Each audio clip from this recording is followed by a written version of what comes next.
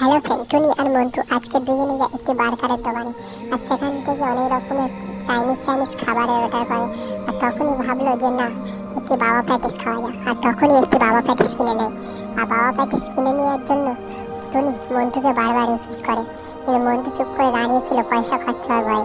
ছেলের একটু এরকমই কিপ্টে হয়। যেই বলেছে তখনই মন্টু অর্ডার দেয় যে হ্যাঁ, এবার খাবো বলে সঙ্গে সঙ্গেই মন্টু দোকানদারকে অর্ডারটা দিয়ে দেয়। আর মেয়েরা শুনে তো অনেকটাই খুশি হবে। আর টুনি তখন বলে কিনে দিতেই হবে। তখনই হাত দিয়ে ছবিটা দেখে, আর দেখানোর সাথে সাথে দোকানদার দুটো দিয়ে দেয়।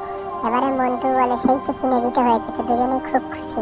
আর নাচতে নাচতে যেতে যেতে উদাস মনে একজন বয়স্ক বৃদ্ধ মহিলাকে ধাক্কা দেয়, কিন্তু ভেবে পাচ্ছিল না যে মানুষটাকে কীভাবে তুলবো না।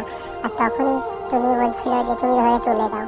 আর তখনই তুলে দেখে টুনির মনে একটুখানি আইডিয়া আসে যে এটা কে খুবই